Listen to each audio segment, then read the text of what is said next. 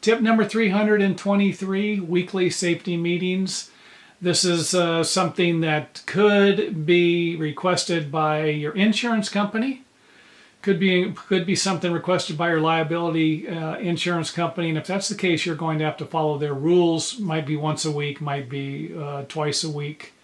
Once every 2 weeks or once a month.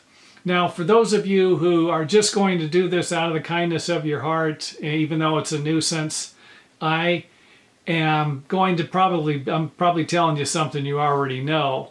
But for those of you who don't get a grasp on this, you can't wrap your mind around these weekly safety meetings. Anything you do repetitively, like a safety meeting, is going to instill something in someone's mind. It works the same way that a television commercial or an ad that you see in a magazine. You keep seeing this over and over again, and pretty soon you're singing their songs. You know what to expect. You have this entrenched in your mind. It's the same thing. You tell somebody, do not do this with a ladder. Do not do this with a saw. Do not do this with a drill. You do it long enough, and eventually it's going to set in. Someone's going to be doing something like, whoa, wait a minute. I shouldn't be doing it that way. I'm going to go back to doing it this way. And this is really all a weekly safety meeting is. It's just like running an advertisement.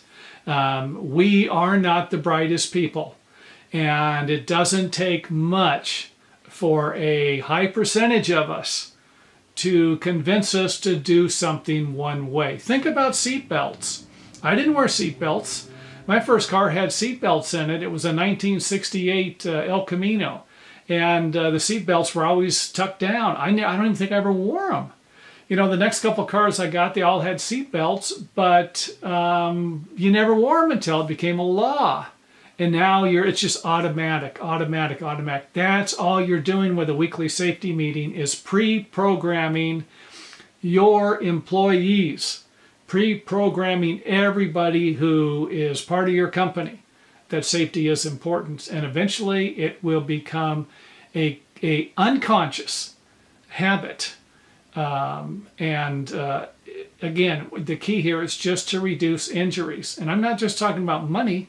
You have somebody who is hurt and they can't work anymore or they can't walk anymore. You're not going to feel good.